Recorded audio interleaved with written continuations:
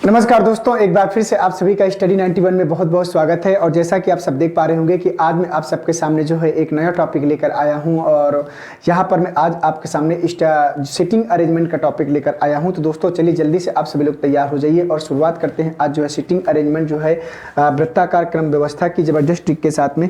और ये टॉपिक का लाने का मेरा मुख्य उद्देश्य ये था कि जो है आप लोगों को जो है क्योंकि SSC GD में ढेर सारे क्वेश्चन जो है यहाँ से पूछे जा रहे थे। तो चलिए दोस्तों जल्दी से तैयार हो जाओ और आज प्रैक्टिस करते हैं इस टॉपिक की और देखते हैं कि हमारे सामने जो है कैसे कैसे प्रश्न आते हैं, उनको बैठाने का प्रयास करेंगे और एक एक क्वेश्चन को करके जो है आगे की ओर क्या करेंगे, मूव ऑन करेंगे। तो दोस्तों यहाँ पर मैं आपको बता दूं कि थोड़ा सा आपको समय देना पड़ेगा किसी भी प्रश्न को सॉल्व करने के लिए, थोड़ा सा परेशान भी होना पड़ेगा क्योंकि यहाँ पर बैठाना और लेफ्ट राइट को ध्यान देना बहुत ही चीजें अति आवश्यक होती है।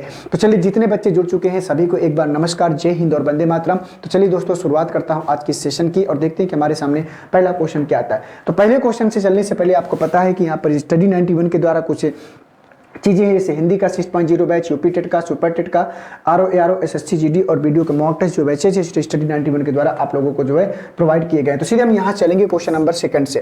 क्वेश्चन नंबर सेकंड को अगर दोस्तों ध्यान से देखें तो क्वेश्चन नंबर सेकंड कह रहा है कि PAD QT MR और B केंद्र की ओर मुख करके एक वृत्त में बैठे। टोटल यहाँ कितने लोग हैं? 2 2 4 2 6 और 2 8। तो 8 लोगों का हमें क्या करना पड़ेगा? एक प्लेस बनाना पड़ेगा इस प्रकार से। तो 1 2 3 4 5 6 7 और 8। ठीक है, इसको ध्यान से देखो और पढ़ो प्रश्न को क्या बोल रहा है। प्रश्न ने कहा है कि DT के बाएं तीसरा है, ये तीसरा लिखा हुआ है, आपको ध्यान देना है। प्रश्न कहा कि DT के बाएं तीसरा, तो T को आप यहां बैठा लेंगे, तो T को यहां बैठा लेंगे। T का लेफ्ट किधर होगा? इस साइड होगा। आपका लेफ्ट इसका लेफ्ट बनेगा। तो DT के बाएं तीसरा, तो 1 2 3, तो यहां पर कौन आएगा? D आएगा। तो D जो है T के लेफ्ट में क्या है? तीसरा बैठा है, ये हमने बना लिया। जो P के दाएं से पांचवा, जो शब्द जब भी आता है प्रश्न में तो दूसरे वाले व्यक्ति की बात करता है और दूसरा व्यक्ति कौन है? T है। तो कह रहा है कि जो P के दाएं से पांचवा है, तो P के दाएं से पांचवा कौन होगा? यहाँ पर T होगा। तो P के दाएं से पांचवा, तो आपको ध्यान देना है। तो यहां पर P के दाएं से पांचवा, तो 1 2 3 4 5, तो यहां P को बैठा लो। तो P के दाएं से पांचवा, तो 1 2 3 4 5, तो जो T है वो P के दाएं से क्या हो जाएगा? पांचवा हो जाएगा। ठीक है, चलिए अब आगे बढ़ते हैं। A B के दाएं से तीसरा है जो कि D के दाएं दूसरा है। अब देखो प्रश्न ने कहा कि A जो है B के दाएं से तीसरा है जो कि D के दाएं दूसरा, तो D के दाएं दूसरा कौन है? B। तो D का राइट में दूसरा, तो 1 और 2, तो पहले B को यहां बैठा लीजिए क्योंकि प्रश्न ने कहा है कि जो A B के दाएं से तीसरा है, तो A B के राइट में तीसरा, तो 1 2 3, तो यहां पर कौन आएगा? A आएगा। तो A B के दाएं तीसरा हो जाएगा। कह रहा है Q M के बाएं से दूसरा है, तो Q जो है M के बाएं दूसरा, तो Q को अगर M के बाएं दूसरा लेकर आना है तो M को यहां बैठा दो। तो 1 2 3, यहां पर कौन आएगा? Q आ जाएगा। तो कह रहा है D के दाएं से दूसरा कौन है? तो D के राइट में दूसरा कौन बैठा है? B। और B कहां है? ऑप्शन नंबर 4 में। तो यहां पर जो इस प्रश्न का आंसर आएगा, तो यहां पर ऑप्शन नंबर क्या आएगा? चौथा B आंसर आएगा। और अगर आप लोगों ने इसको सही से बैठाला है तो ये प्रश्न आपका बिल्कुल क्या करेगा? सही हो जाएगा। दूसरे का जो आंसर आएगा दोस्तों वो चौथा वाला आ जाएगा। ठीक है, तो आशा करता हूं कि प्रश्न आप लोगों ने सही किया होगा। आइए बढ़ते हैं क्वेश्चन नंबर तीसरे की ओर। तो क्वेश्चन नंबर तीसरे को ध्यान से पढ़ो और बताओ सभी लोग कि इस प्रश्न का सही आंसर अब क्या आएगा। प्रश्न कह रहा है कि ABCD PQR व S केंद्र की ओर मुंह करके एक वृत्त के इर्द बैठे हुए हैं, केंद्र के विपरीत ओर मुख करके। तो आपको यहां पर ध्यान से देखना है कि इस बार इनका मुंह जो होगा वो केंद्र के विपरीत दिशा में होगा। ठीक है, तो आइए देखते हैं कि यहां पर आपको जो है पहले एक केंद्र बनाना पड़ेगा। तो 1 2 3 4 5 6 7 और 8, कितने लोग हैं? 8 लोग। तो 8 लोगों का प्लेस बना लो इस प्रकार से। इस प्रकार से 8 लोगों का प्लेस बनाएंगे। ये हो गया, ये हो गया, ये हो गया और ये हो गया। ठीक है, अब बैठाने का प्रयास करते हैं। उसने ये कहा है कि इस बार मुख जो है ना केंद्र के विपरीत दिशा में, जब केंद्र के विपरीत दिशा मतलब आपको इस बार केंद्र की ओर मुख करके नहीं बैठना है, आपको केंद्र के विपरीत दिशा की ओर मतलब फेस जो आपका होगा इस प्रकार से होगा, केंद्र के अपोजिट डायरेक्शन में। ये आपको ध्यान देना है, फेस जो आपका होगा केंद्र के अपोजिट डायरेक्शन में होगा, इस प्रकार से मुख करके बैठे हैं, ये आपको ध्यान देना है। मतलब ऐसा ये मानकर चलो कि आप डाइनिंग टेबल में बैठे हो लेकिन आपका मुख खाने की ओर नहीं है, अब खाना आपके पीछे रखा है, आप अपोजिट दिशा में मुख करके बैठे हो, ऐसा उसने बताया। प्रश्न ने कहा कि PA के बाएं को तीसरा है, तो जो P है वो A के बाएं को तीसरा, तो यहां पर आपको ध्यान देना है। तो A का बायां इस बार इस साइड जाएगा, तो 1 2 3, तो यहां पर कौन आएगा? P। A के बाएं को तीसरा है और R के दाएं को दूसरा, तो R के दाएं को दूसरा, तो अगर R के दाएं को दूसरा तो R को यहां बैठा लेंगे। तो 1 1 2, तो R के दाएं को दूसरा यहां पर आएगा 1 और 2। ठीक है, तो P की दो कंडीशन थी, क्या थी? कि P जो है A के बाएं को तीसरा और R के राइट को क्या था? दूसरा था। ठीक है, R के दाएं को दूसरा है। क्यू ना तो पी और ना ही आर के एकदम में बगल में बैठा है। प्रश्न ने कहा जो क्यू है, ध्यान से समझना इस इंफॉर्मेशन को, क्यू ना तो पी और ना ही आर के बगल में। तो देखो क्यू पी और आर के बगल में नहीं बैठा तो क्यू यहां नहीं बैठ सकता, क्यू यहां नहीं बैठ सकता, क्यू यहां नहीं बैठ सकता, क्यू यहां नहीं बैठ सकता। आर का पड़ोसी पी का पड़ोसी, तो क्यू के पास दो रास्ते हैं, या तो क्यू यहां बैठेगा या तो फिर क्यू यहां बैठेगा। बोलो, उसने कहा है ना कि क्यू ना तो पी और ना ही आर के एकदम बगल में। फिर प्रश्न ने कहा है तो इसका मतलब क्यू को हम या तो यहां बैठा लेंगे या तो यहां बैठा लेंगे। अभी यहां पर कंफर्म नहीं कि क्यू को बैठा लेंगे। सी बी के दाएं तीसरे स्थान पर बैठा है और एस सी व आर के बीच में बैठा है। प्रश्न ने कहा कि जो S है वो C और R के बीच में बैठा है। तो अब यहां पर दोस्तों अगर ध्यान से देखें, अगर हम S को यहां बैठा लेंगे तो S जो है C और R के बीच में नहीं आ पाएगा, क्योंकि यहां पर ऑलरेडी P बैठा है। तो S को यहां बैठा दें और C को यहां बैठा दें, तो जो S है वो C और R के क्या करेगा, बीच में बैठेगा। तो ये प्लेस किसका हो जाएगा, Q का, क्योंकि Q जो है यहाँ पर प्रश्न के, भाई हमको डाउट था जब यहाँ पर C ऑलरेडी आ चुका है तो फिर प्लेस किसका हो गया, Q का हो गया, क्योंकि प्रश्न ने कहा था Q ना तो P के और ना ही R के बगल में बैठा है। तो यहाँ से अब इनको आप हटा सकते हो, ठीक है। जहां पे हमें जो बैठाना था उसका हम काम कर चुके हैं, ठीक है। अब इसके बाद प्रश्न को ध्यान से देखना है। प्रश्न ने कहा कि सी बी के दाएं तीसरे स्थान पर है, तो सी जो है बी के राइट में तीसरा, तो अगर बी के राइट में तीसरा बैठाना है तो आपको ध्यान देना है, अगर हम बी को यहां बैठा लेंगे तो 1 2 3, तो सी बी के राइट में तीसरा बैठेगा। देखो राइट इधर से आएगा ना, क्योंकि अपोजिट में मूव करके बैठे हैं, तो 1 2 3, तो यहां पर सी आएगा, तो एक प्लेस बच गया और एक व्यक्ति नहीं दिख रहा। वो कौन नहीं दिख रहा, ये आपको ध्यान से देखकर बताना है। तो यहाँ पर डी नहीं दिख रहा, देखो डी यहाँ पर है और यहाँ पर कहीं भी हमने डी को नहीं बैठाला, तो डी का प्लेस होगा। तो कह रहा है ए के एकदम बाएं कौन बैठा है, तो आपको बताना है कि ए के जो है एकदम बाएं कौन बैठा है। तो ए के एकदम बाएं क्यू बैठा है, और क्यू कहाँ है, ऑप्शन नंबर फर्स्ट में। और तीसरे का जिन बच्चों ने पहला आंसर किया होगा उन सभी का प्रश्न क्या करेगा, सही हो जाएगा। तो दोस्तों आशा करता हूं कि ये प्रश्न आप लोगों को समझ में आया होगा। तो जब अगर केंद्र की ओर मुख करके बैठा लेगा तो आपको केंद्र के अकॉर्डिंग राइट और लेफ्ट का निर्धारण करना है, और अगर केंद्र के अपोजिट दिशा में मुख करके बैठा लेगा तो केंद्र के अपोजिट डायरेक्शन में राइट और लेफ्ट का निर्धारण करना है। इस बात का आपको स्पेशली जो है ध्यान देना पड़ेगा। आइए बढ़ते हैं नेक्स्ट क्वेश्चन को बैठाने का प्रयास करेंगे। क्वेश्चन नंबर 4 को बैठाने का प्रयास करेंगे और देखते हैं कि यहां पर हमसे क्या पूछा है। क्वेश्चन नंबर 4 को दोस्तों ध्यान से पढ़ो और बताओ कि आप सब लोगों के अकॉर्डिंग इस प्रश्न का सही आंसर क्या आएगा, बोलिएगा। कह रहा है कि ए बी सी और डी ताश खेल रहे हैं। ए एवं सी तथा बी एवं डी आपस में जोड़ीदार हैं। डी सी के दाईं ओर है जिसका मुंह पश्चिम की ओर है, तो बताइए कि डी का मुंह किस दिशा की ओर है। तो क्वेश्चन नंबर 4 का आंसर बताओ सभी लोग कि क्या हो जाएगा इस प्रश्न का सही आंसर। क्वेश्चन नंबर 4 को पढ़िए और बताइए। कहा कि ए बी सी और डी ताश खेल रहे हैं, ए एवं सी और बी और डी। उसने कहा कि ए और सी और बी और डी क्या है, आपस में जोड़ीदार है। दोस्तों देखिए एक बात आप लोगों को पता होगा कि जो जोड़ीदार वही होते हैं ताश खेलने में जो आपस में एक दूसरे के अपोजिट बैठते हैं, जो विपरीत दिशा में मतलब आमने सामने बैठते हैं, वही क्या होते हैं, जोड़ीदार होते हैं। ये आपको ध्यान देना है। तो यहां पर देखो मान लो ताश खेलने का कॉन्सेप्ट है, तो इस प्रकार से यहां पर बना लीजिए 4 लोगों को, एक व्यक्ति यहां पर, एक व्यक्ति यहां पर, एक व्यक्ति यहां पर और एक व्यक्ति यहां पर, और ताश का जो कॉन्सेप्ट होगा बीच में ताश रखा जाएगा, ऐसे लोग बैठे होंगे। तो आमने सामने बैठने वाले क्या होते हैं, ताश खेलने में जोड़ीदार होते हैं। ये बात आपको पता होनी चाहिए। तो यहां पर प्रश्न कर रहा है कि डी सी के दाईं ओर है, तो जो डी है वो सी के राइट में, तो सी को यहां बैठा लो, डी को यहां बैठा लो, तो डी जो है सी के राइट में है। प्रश्न ने कहा कि डी सी के राइट में जिसका मुख पश्चिम की ओर है, ये आपको बताना है। तो डी जो है सी के राइट में है और जिसका मुख जो है पश्चिम की ओर है। तो कह रहा है कि बताइए कि अब यहां पर देखो, उसने कहा कि सी और ए क्या है, जोड़ीदार हैं, और बी और डी क्या है, जोड़ीदार हैं। तो कह रहा है कि डी का मुख किस दिशा में है, आपको बताना है। तो डी का मुख किस दिशा में है इसको बताना है। तो बताइए इस प्रश्न का सही आंसर क्या होगा। क्वेश्चन नंबर 4 का सही आंसर क्या हो जाएगा। तो देखो दोस्तों यहां पर अब हमको चेंजेस क्या करना पड़ेगा, उसके अकॉर्डिंग प्रश्न को सही करना पड़ेगा। उसने कहा है कि डी सी के दाईं ओर जिसका मुख पश्चिम की ओर है, ठीक है। तो ये आपको ध्यान देना पड़ेगा। तो चलो उसको पश्चिम की ओर बैठा लेंगे तभी तो सही से बनेगा, नहीं तो प्रश्न तो पूरा गलत ही हो जाएगा, ठीक है। उसने कहा प्रश्न है कि डी सी के दाईं ओर है जिसका मुख पश्चिम की ओर है, ठीक है। तो डी जो है सी के दाईं ओर है, डी जो है सी के दाईं ओर है, तो यहां पर सी आ जाएगा। तो डी जो है सी के राइट में और जिसका मुख पश्चिम की ओर है, तो देखो सी अगर यहां बैठेगा तो इसका फेस किधर हो जाएगा, पश्चिम की ओर हो जाएगा, ठीक है। डी सी के दाईं ओर है जिसका मुख पश्चिम की ओर है।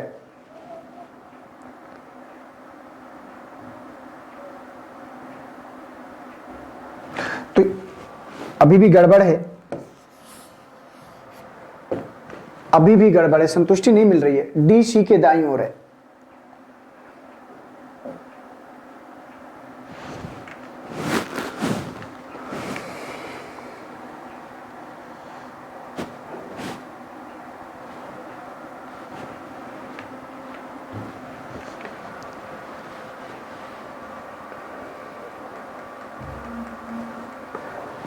उसने कहा कि डी जो है सी के दाईं ओर है जिसका मुख पश्चिम की ओर है।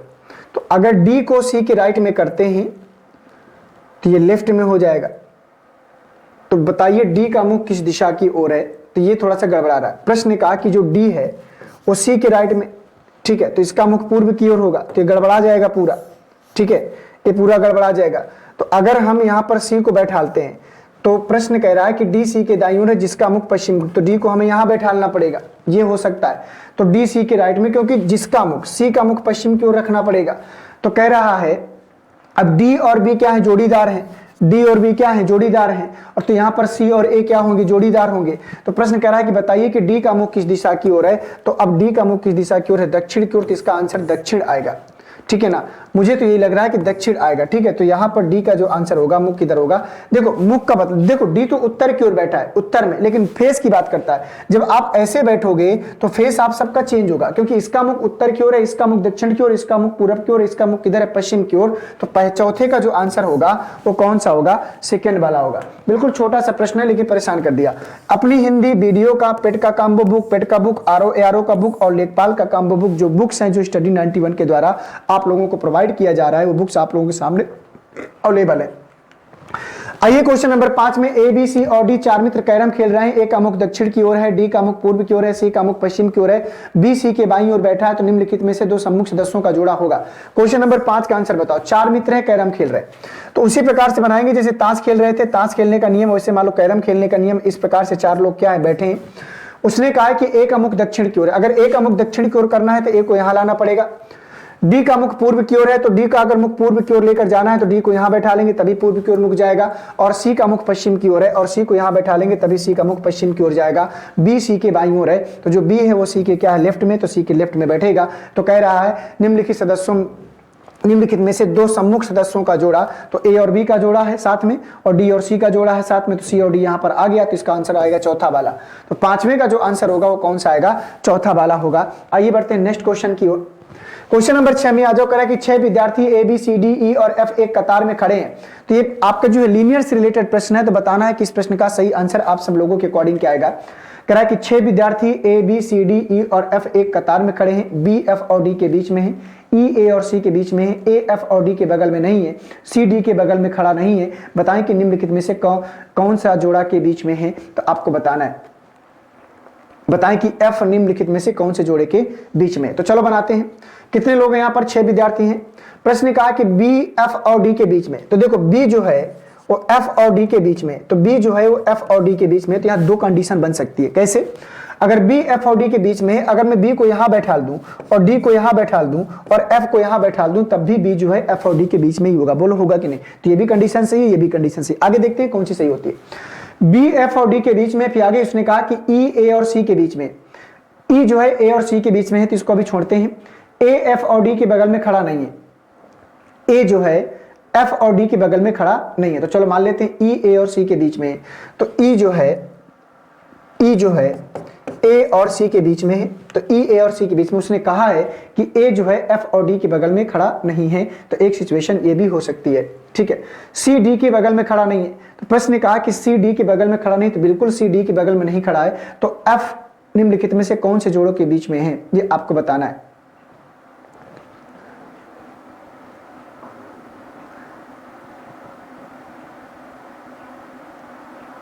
ए एफ और डी के बगल में खड़ा नहीं है। तो यहां पर दोस्तों अगर ध्यान से देखें तो ए जो है एफ और डी के बगल में खड़ा नहीं है, तो यहां पर हम क्या करेंगे? सी डी के बगल में खड़ा नहीं है, तो ये भी हमको ध्यान देना है। तो एक काम करिए, ई को यहां ले आइए, सी को यहां ले आइए और ए को यहां ले आइए। ये कि प्रश्न गलत हो जाएगा। क्यों? क्योंकि उसने जब कहा था कि ए एफ और डी के बगल में नहीं खड़ा, तो यहाँ पर ए जो है डी के बगल में खड़ा हो गया था। और फिर उसने कहा था कि ई ए और सी के बीच में है, तो ई ए और सी के बीच में। सी डी के बगल में नहीं खड़ा है, तो सी डी के बगल में नहीं खड़ा है। तो अब प्रश्न कह रहा है कि बताएं कि एफ निम्नलिखित में से कौन से जोड़े के बीच में खड़ा है। तो एफ जो है बी और सी जोड़े के बीच में खड़ा है। बी और सी कहाँ जाएगा? सेकंड वाले में। तो छठवें का जो आंसर आएगा वो सेकंड वाला आएगा, छठवें का सेकंड वाला। क्योंकि ये प्रश्न गलत हो रहा था। क्यों? क्योंकि इन्फॉर्मेशन को ध्यान से देखना था। उसने कहा था कि डी जो है एफ और डी के बगल में नहीं था। तो बताओ ये जो डी है, तो ये जो डी है क्या ए के बगल में नहीं आ गया था? ए एफ और डी के बगल में नहीं आ गया, इसलिए बात क्या हो गई थी? गलत हो गई थी। तो इस प्रश्न का जो सही आंसर होगा वो कौन सा होगा? सेकंड वाला, छठवें का सेकंड वाला। आइए आगे बढ़ते हैं क्वेश्चन नंबर 7 में। क्वेश्चन नंबर 7 को पढ़िए और बताइए कि इस प्रश्न का सही आंसर क्या होगा। करा कि ए बी सी डी ई और एफ उत्तर दिशा की ओर मुख करके एक पंक्ति में बैठे हैं। अब देखो ध्यान से, उसने कहा कि ए बी सी डी ई और एफ कितने लोग हैं, 6 लोग, उत्तर दिशा की ओर मुख करके एक पंक्ति में बैठे हैं। डी एफ और बी के बीच में है, ई बी के दाएं चौथे स्थान पर है। तो प्रश्न की शुरुआत आप यहां से करो, क्योंकि जहां ज्यादा डिफरेंस मिलता है, जहां ज्यादा गैप मिलता है, प्रश्न की शुरुआत वहीं से करनी चाहिए, तो आसानी से हम प्रश्न को बना पाते हैं। जैसे प्रश्न कहा कि ई बी के दाएं चौथे स्थान पर, तो ई जो है बी के राइट में चौथा, तो 1 2 3 4, तो यहां पर कौन आएगा, ई। अब ध्यान से देखो, यहां टोटल हैं कितने लोग, 1 2 3 4 5 6, हमारे कितने प्लेस हो गए, 1 2 3 4 5। एक व्यक्ति और बैठा है, मतलब एक व्यक्ति को और बैठाना, या तो एक व्यक्ति इधर बैठेगा या तो फिर एक व्यक्ति इधर बैठेगा, क्योंकि 5 प्लेस हमारे यहां पर फिक्स हो चुके हैं। ठीक है, बस यहां पर बैठाना है, और एक प्लेस का भी निर्धारण नहीं है कि इधर जाएगा, राइट में जाएगा कि लेफ्ट में जाएगा। अब यहां पर ध्यान से देखो, उसने कहा कि डी एफ और बी के बीच में, तो जो डी है वो एफ और बी के बीच में है, तो आपको ध्यान देना है। अब इसके बाद सी और ए के बीच में 3 व्यक्ति हैं, एफ डी और सी के बीच में।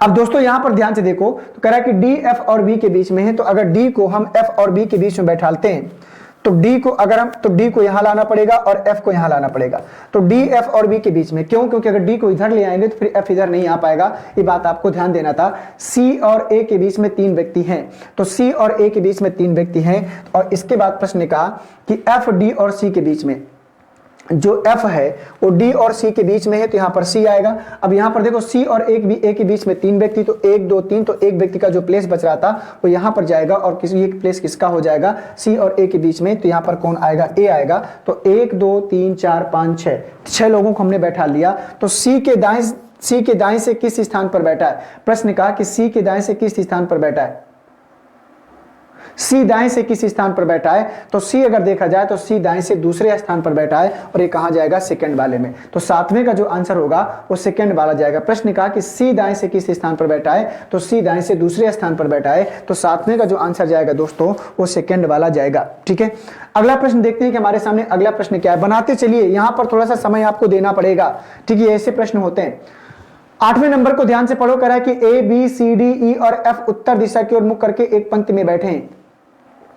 वही प्रश्न है कि डी और सी के मध्य कितने लोग बैठे हैं, वही प्रश्न है। देखो डी एफ और बी के बीच में, ई बी के दाएं चौथे स्थान पर, तो डी और सी के मध्य कौन बैठा है, तो यहां से हम देख लेते हैं डी और सी के मध्य में, तो डी और सी के मध्य में कौन बैठा है, एफ। तो इस प्रश्न का जो सही आंसर होगा वो क्या हो जाएगा, एफ, क्योंकि ये उसी का दूसरा पार्ट है। ठीक है, तो 8वें का ये हो जाएगा सी वाला। क्लियर, ये डायग्राम हम बना चुके हैं, दोबारा बनाने की आवश्यकता नहीं थी। तो यहाँ पर आरओ एआरओ समीक्षा अधिकारी की बात कर रहा है दोस्तों। तो आरओ एआरओ समीक्षा अधिकारी का कंप्लीट कोर्स बैच आपका जो है प्रारंभ हो चुका है, और ये बैच मात्र आपका जो है 1999 रुपए में है। ये आरओ एआरओ एक पीसीएस लेवल की वैकेंसी होती है, और ये बहुत ही शानदार जॉब है। अगर एक बार आप इसमें चले गए तो आपका जीवन जो है बिल्कुल शुद्ध हो, मतलब बेहतर जीवन जीने लगेंगे, बहुत अच्छा जीवन जीने लगेंगे, जिसके लिए आप लोग मेहनत करते हो। क्वेश्चन नंबर 9 का आंसर बताओ भाई। कह रहा है कि ए बी सी डी ई और एफ 6 व्यक्ति एक पंक्ति में उत्तर दिशा की ओर मुख करके बैठे हैं। चलो ठीक है, ए के दाहिने तीसरे स्थान पर सी बैठा है। प्रश्न ने कहा कि ए के दाहिने तीसरे स्थान पर सी बैठा है, तो चलो बना लेते हैं। ए के दाहिने तीसरे स्थान पर, तो ए का राइट तीसरा, 1 2 और 3, तो ये कौन आएगा, सी आएगा। प्रश्न ने कहा कि ए के दाहिने तीसरे स्थान पर सी बैठा है, ई के बाएं दूसरे स्थान पर एफ बैठा है, डी के दाहिने दूसरे स्थान पर बी बैठा है, जो कि दाहिने किनारे पर नहीं है, एफ सी के ठीक बाएं बैठा है। अब यहां पर देखो, इसको रिलेट करो, एफ सी के ठीक बाएं, तो सी यहां है, तो सी का ठीक बाएं कौन आएगा, एफ आएगा। इससे रिलेशन मिल गया। ई के बाएं दूसरे स्थान पर एफ बैठा है, तो ई के बाएं दूसरे स्थान पर एफ बैठा है, तो ई के बाएं, तो 1 और 2, तो यहां पर कौन आएगा, ई के बाएं दूसरा, 1 और 2 एफ आएगा, तो है ना। तो 1 2 3 4 5 लोगों को हमने बैठा लिया। उसने कहा कि ई के बाएं दूसरे स्थान पर एफ बैठा है, तो ई के बाएं 1 और 2, यहां पर कौन बैठा है, एफ। अब प्रश्न ने कहा कि डी के दाहिने दूसरे स्थान पर बी बैठा है, तो डी के दाहिने दूसरे स्थान पर बी बैठा है, तो अगर हम डी को यहां बैठा दे, यही एक रास्ता बचता है, तो डी के दाहिने दूसरे स्थान पर कौन बैठा है, बी बैठा, जो कि दाहिने किनारे पर नहीं है। ठीक है, तो बी दाहिने किनारे पर नहीं, तो बी को हमने दाहिने किनारे पर नहीं लिया, ये बन गया सारा। तो कहे सी के ठीक बाएं कौन बैठा है, तो सी के ठीक बाएं कौन बैठा है, एफ, और एफ कहां है, यहाँ पर तीसरे में। तो 9वें का जो आंसर आएगा आप लोगों का, इसका जो आंसर आएगा 9 का, वो तीसरा वाला आंसर बिल्कुल सही हो जाएगा।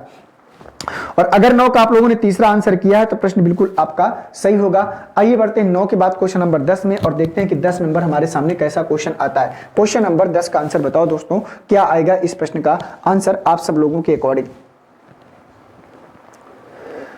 क्वेश्चन नंबर 10 कह रहा है कि बी ए से अधिक अमीर है। देखो प्रश्न ने कहा कि बी ए से अधिक अमीर है, तो चलो इसको बना लो कि जो बी है वो ए से अधिक अमीर है। बना दिया हमने, बी ए से अधिक अमीर है, ए सी से अधिक अमीर है, ए जो है वो सी से अधिक अमीर है, ये भी बना लिया। सी डी से अधिक अमीर है, तो जो सी है वो किससे अधिक अमीर है, डी से अधिक अमीर है। ई सबसे अधिक अमीर है, तो इसका मतलब ई जो होगा वो बी से भी अधिक अमीर होगा। तो यदि उन्हें अमीरों के उपयुक्त क्रम में बिठाया जाए तो मध्य की स्थिति में कौन होगा, तो मध्य की स्थिति में कौन है, ए। और ए कहां जाएगा, पहले वाले में। तो 10वें का आंसर आएगा ए। और जिन बच्चों ने 10वें का आंसर ए दिया है उन सभी का प्रश्न क्या करेगा, सही हो जाएगा। कह रहा कि उन्हें अमीरों के उपयुक्त क्रम में बिठाया जाए तो मध्य की स्थिति में कौन आएगा, तो मध्य की स्थिति में कौन आएगा, ए आएगा। क्लियर। बी ए से अधिक अमीर है, ए सी से अधिक अमीर है, हो गया। सी डी से अधिक अमीर है, हो गया। ई सबसे अधिक अमीर है, हो गया। यदि उन्हें अमीरों के उपयुक्त क्रम में बिठाया जाए तो मध्य की स्थिति में, तो मध्य की स्थिति में कौन आ रहा है, ए आ रहा है। तो इसका जो आंसर होगा कौन सा होगा, पहला वाला। आइए बढ़ते हैं अगले प्रश्न में। क्वेश्चन नंबर 11 का पढ़ो दोस्तों और बताओ कि क्वेश्चन नंबर 11 का आंसर आप सब लोगों के अकॉर्डिंग क्या जाएगा। कह रहा है कि विपुल जो है हंस से लंबा है, तो आज बनाते हैं। यहां पर प्रश्न कह रहा है कि जो विपुल है वो हंस से लंबा है। आप लोग भी अपना बनाते चलिएगा, आप लोग भी अपना बनाते चलिएगा। विपुल हंस से लंबा है और हंस जो है वो आनंद से लंबा है। ये जो हंस है वो किससे लंबा है, आनंद से। तो जो हंस है ये आनंद से लंबा है, तो यहां पर आनंद लिख लीजिए। तो हंस आनंद से लंबा है। आलोक अशोक से लंबा है। अब प्रश्न ने कहा है जो आलोक है, तो एक नया डायग्राम बनाना पड़ेगा क्योंकि आलोक और अशोक यहां पर कहीं पर भी नहीं आया। प्रश्न ने कहा कि आलोक जो है वो अशोक से लंबा है। आलोक अशोक से लंबा है, बन गया। आलोक अशोक से लंबा है, अशोक हंस से लंबा है। यहां पर प्रश्न ने कहा कि अशोक जो है हंस से लंबा है। और यहां पर दोस्तों देखिए, ध्यान से देखिए, तो हंस जो है आनंद से लंबा है। तो जो हंस है वो आनंद से क्या है, लंबा है। तो यहां पर आनंद आएगा, ठीक है। अब यहां पर देखो विपुल और आलोक, अब इसने कहा कि अशोक हंस, इनमें सबसे लंबा कौन है। तो प्रश्न देखो, विपुल भी हंस से लंबा है, हंस भी आनंद से लंबा है। अब आलोक और अशोक भी इससे लंबे हैं, लेकिन प्रश्न विपुल का और आलोक का कोई रिलेशन नहीं बताया। क्योंकि अगर विपुल हंस से लंबा है तो विपुल को यहां बैठा दोगे तब भी, अगर हम विपुल को यहां बैठा दें यहां पर, तब भी वो हंस से लंबा होगा। विपुल को यहां बैठा दें तब भी हंस से लंबा होगा। विपुल को यहां बैठा दें तब भी हंस से लंबा होगा। जब प्रश्न विपुल का, आलोक का और अशोक का कोई रिलेशन ही नहीं बताया तो हम कैसे कह सकते हैं कि विपुल कहां बैठेगा। विपुल का कोई प्लेस निर्धारित नहीं है अब नए डायग्राम में। तो यहां पर हम कह सकते हैं कि सबसे लंबा कौन है, तय नहीं कर सकते। क्यों, क्योंकि हमें पता नहीं है कि विपुल सबसे लंबा होगा कि आलोक। इन दो में से कोई एक होगा, लेकिन कौन होगा हमें कोई आइडिया नहीं है। इसलिए 11 का जो आंसर होगा ना वो चौथा वाला जाएगा। और अगर आपने 11 का चौथा वाला आंसर किया होगा तो आप सबका प्रश्न भी सही होगा। आइए बढ़ते हैं 11 के बाद क्वेश्चन नंबर 12 में। क्वेश्चन नंबर 12 को बनाओ सभी लोग और बताओ कि क्वेश्चन नंबर 12 का सही आंसर क्या होगा। इस प्रश्न के लिए थोड़ा सा आपके पास समय है, बताओ इसको जल्दी से। इसका आंसर क्या आएगा। प्रमोद गौतम से लंबा है, गौतम मधु से नाटा है, इनमें से कौन सबसे लंबा है। इस बात की जानकारी के लिए नीचे दी गई कौन सी अगली सूचना जरूरी होगी। बताओ कौन सी अगली सूचना की आवश्यकता जरूरी होगी कि आपको ये पता चल जाए कि इनमें से कौन सबसे अधिक नाटा है।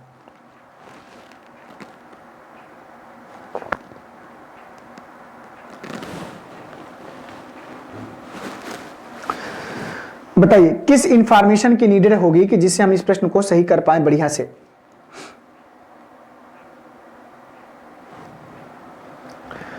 प्रश्न कह रहा है कि प्रमोद गौतम से लंबा है, तो आओ बनाते हैं। आप लोगों ने आंसर को कर लिया होगा अब तक। प्रश्न कह रहा है कि जो प्रमोद है वो गौतम से लंबा है। प्रमोद गौतम से लंबा है। जो प्रमोद है प्रमोद गौतम से लंबा है, गौतम मधु से नाटा है। अब प्रश्न कह रहा है जो गौतम है वो मधु से नाटा है। तो यहां पर गौतम मधु से नाटा है, तो गौतम प्रमोद से भी तो नाटा है। अब आगे देखो, गौतम मधु से नाटा है, तो जो गौतम है वो मधु से नाटा है। अब यहां पर मधु लंबी है किससे, गौतम से। मधु लंबी है किससे, गौतम से, ठीक है। तो कह रहा है इस बात की जानकारी के लिए, कह रहा है इनमें से कौन सबसे लंबा है, इस बात की जानकारी के लिए नीचे दी गई अगली सूचना जरूरी है। अब देखो दोस्तों, उसने कहा कि प्रमोद गौतम से लंबा है और गौतम मधु से नाटा है। तो कुल मिला के ये कहना चाह रहा है कि मधु भी गौतम से लंबी है और प्रमोद भी गौतम से लंबा है। अब मधु में और प्रमोद में कौन लंबा होगा इसकी इंफॉर्मेशन हमारे पास नहीं है, क्योंकि वही पूछ रहा है कि सबसे लंबा कौन होगा। यहां पर देखो इनमें से कौन सबसे लंबा है। तो अगर मधु और प्रमोद के बारे में क्लियर हो जाए तो हम बता सकते हैं कि कौन सबसे लंबा है। तो मधु गौतम से लंबा है, वो तो ठीक है, वो तो हमें पहले ही पता है। मधु प्रमोद के भाई से नाटी है, तो भाई से कोई मतलब नहीं होगा। प्रमोद मधु से लंबा है। अब क्लियर हो गया, प्रमोद जो है वो मधु से क्या है, लंबा है। तो जो प्रमोद है वो मधु से क्या है, लंबा है। हमें यही चाहिए था, तो हमें पता चल गया तो सबसे लंबा कौन है, प्रमोद। तो ऑप्शन नंबर तीसरे की आवश्यकता पड़ेगी। तो 12 का जो आंसर होगा तीसरा। और अगर आपने 12वें का तीसरा चूज किया होगा तो प्रश्न आपका दोस्तों बिल्कुल सही हो जाएगा, क्योंकि कुछ खास नहीं करना था, बस इतना ही हमें पता लगाना था कि सबसे लंबा कौन है, क्योंकि मधु और प्रमोद में रिलेशन क्लियर नहीं हो रहा था और इस स्टेप ने क्लियर कर दिया कि प्रमोद मधु से लंबा हो गया, तो बात खत्म हो गई। आइए बढ़ते हैं अगले प्रश्न में। तो दोस्तों यहां पर अगले प्रश्न में चलने से पहले यूपी पुलिस कांस्टेबल का नया बैच प्रारंभ हो चुका है। इसका कंप्लीट कोर्स आप देख सकते हैं महाबचत ऑफर के साथ में। और अगर आप जो है यूपी पुलिस की तैयारी कर रहे हैं या करने वाले हैं तो आप इस बैच के साथ जुड़ना चाहते हैं तो जुड़कर अपनी तैयारी को आप सभी लोग बेहतर कर सकते हैं। आइए क्वेश्चन नंबर 13 में। तो क्वेश्चन नंबर 13 को ध्यान से पढ़िएगा और बताइएगा कि आप सब लोगों के अकॉर्डिंग इस प्रश्न का सही आंसर क्या हो जाएगा।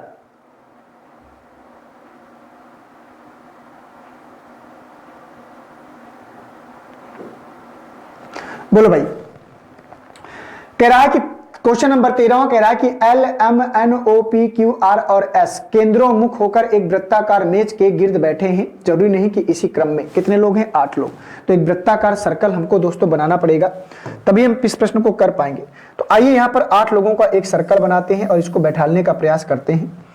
1 2 3 4 5 6 7 8। तो चलो बैठालते चलो, सभी लोग साथ में पढ़ते चलो और बैठालते चलो भाई। प्रश्न ने कहा है केंद्रोन्मुख होकर एक वृत्ताकार मेज के गिर्द बैठे हैं कि जरूरी नहीं है कि इसी क्रम में। पी एम के बाएं तीसरा है। जो पी है वो एम के बाएं तीसरा है। तो मान लो अगर ये एम है तो एम का बायां इस साइड आएगा, तो 1 2 3, तो यहां पर कौन आएगा, पी। पी एम के बाएं तीसरा है। पी ओ और एस दोनों का निवारण पड़ोसी है, मतलब निवारण निकटतम होना चाहिए था। पी ओ और एस दोनों का पड़ोसी है। तो पी जो है ओ और एस दोनों का पड़ोसी है। ओ और क्यू के बीच एक व्यक्ति बैठा है। तो ओ और क्यू के बीच में एक व्यक्ति बैठा है। अब देखो पी जो है पी एम के बाएं तीसरा, पी ओ और एस का पड़ोसी है। तो पी जो है ओ और एस का, तो यहां पर एस को बैठा लो, यहां पर ओ को बैठा लो, ठीक है। तो पी ओ और एस का पड़ोसी है। O और Q के बीच में एक व्यक्ति बैठा है। तो O और Q के बीच में एक व्यक्ति बैठा है। तो यहां पर O और Q के बीच में एक व्यक्ति बैठेगा, ठीक है। R O का निकटतम पड़ोसी है। जो R है वो O का निकटतम पड़ोसी है। तो यही प्लेस हमारे पास बचता है, क्योंकि इधर तो फुल हो चुका है। R और N के बीच केवल एक व्यक्ति बैठा है। तो R और N के बीच में केवल एक व्यक्ति बैठा है। तो यहां पर आएगा, तो देखो एक प्लेस खाली बच गया है। तो एक व्यक्ति भी हमें यहां पर नहीं दिख रहा होगा। वो कौन सा व्यक्ति नहीं है, तो L नहीं दिख रहा, L M N, तो ये एक प्लेस L का बचेगा। तो कह रहा है कि उपरोक्त व्यवस्था में P के संदर्भ में L का स्थान, तो P के संदर्भ में L का स्थान दाएं को दूसरा होगा। और दाएं को दूसरा कहां है, ऑप्शन नंबर चौथे में। तो 13 का जो आंसर आएगा वो चौथा वाला आएगा। और जिन बच्चों ने 13 का चौथा वाला आंसर किया होगा उन सभी का प्रश्न क्या करेगा, सही हो जाएगा। तो बोलिए इसमें कुछ खास नहीं करना था, बस इंफॉर्मेशन को ध्यान से पढ़ना था और जैसे प्रश्न बोल रहा है वैसे उसको बैठाते चलेंगे और जैसे जैसे एक क्वेश्चन की ओर आगे बढ़ते चलेंगे तो हमारा प्रश्न सही से हो जाएगा। क्वेश्चन नंबर 14 को पढ़ो और बताओ कि इस प्रश्न का सही आंसर क्या हो जाएगा। ध्यान से पढ़ो और बताओ भैया क्या आएगा इस प्रश्न का आंसर। मैं वेट कर रहा हूं आपके आंसर का। क्वेश्चन नंबर 14, क्वेश्चन नंबर 14 का आंसर बताओ सभी लोग। कह रहा है कि A B C D E F G और एच केंद्र की ओर मुख करके एक वृत्त के गिर्द बैठे हैं। बी डी के दाएं को दूसरा है, जो एफ के दाएं को तीसरा है। सी ए के बाएं को दूसरा है, जो एफ के बाएं को दूसरा है। जी ई के दाएं को तीसरा है, तो एच के दाएं को तीसरा कौन है, ये आपको बताना है। बताइए क्वेश्चन नंबर 14 का सही जवाब आप सब लोगों के अकॉर्डिंग क्या हो जाएगा। इस प्रश्न के लिए मैं आपको समय दे रहा हूं और देखना चाहता हूं कितने बच्चे इस प्रश्न को सही से सॉल्व कर पाते हैं।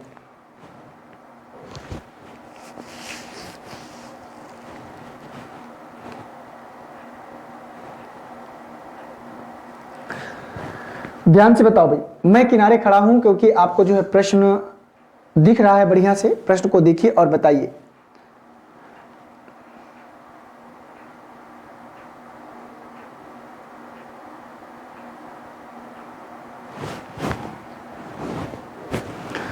तो तो चलिए, अब तक तो आप लोगों ने बना लिया होगा काफी हद तक, और मैं अब आप लोगों को जो थोड़ा सा मदद कर देता हूं।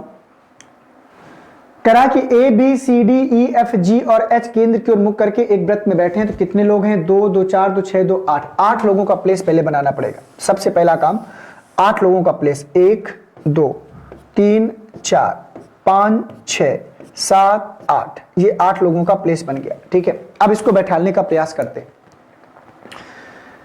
प्रश्न ने कहा कि बी डी के दाएं को दूसरा है, तो जो बी है वो डी के राइट में दूसरा, तो डी का राइट 1 और 2, तो यहां पर कौन जाएगा? बी जाएगा।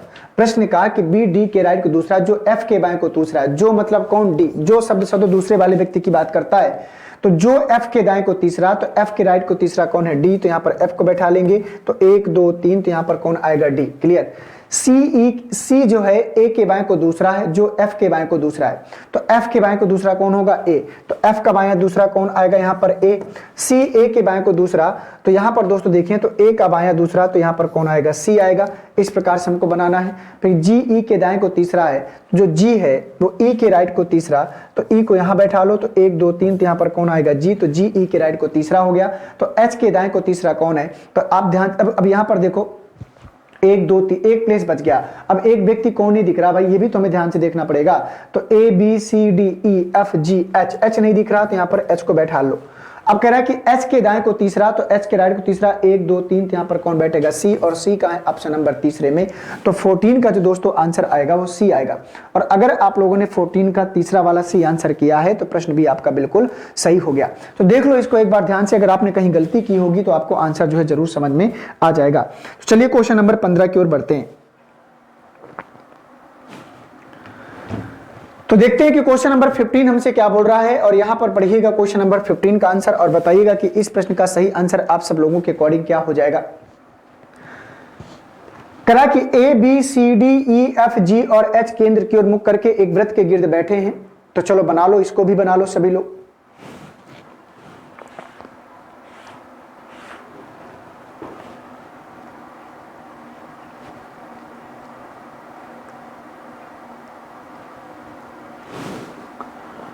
तो चलिए देखते हैं। करा कि A B C D E F G और एच केंद्र की ओर मुख करके एक वृत्त के गिर्द बैठे हैं, बी डी के दाएं को दूसरा है। तो पहले 8 लोगों का प्लेस बना लो, पहले सभी लोग।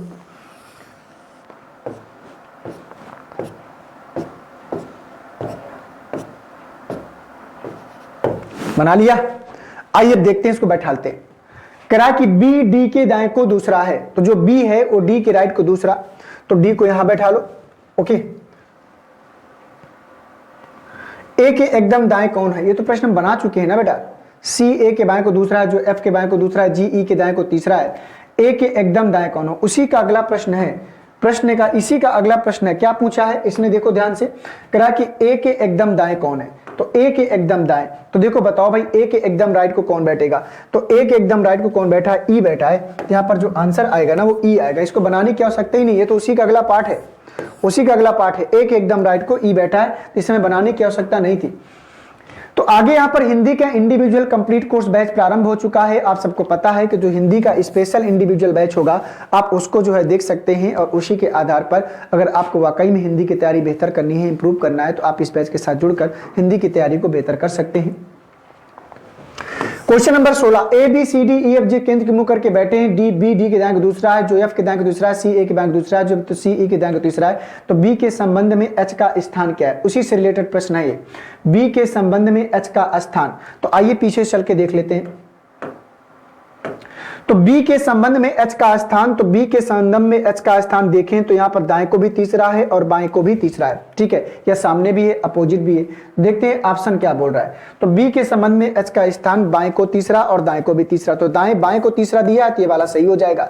तो क्वेश्चन नंबर 16 का जो आंसर होगा वो तीसरा वाला सी हो जाएगा। बाएं का तीसरा, 16 का सेकेंड वाला, बाएं का तीसरा।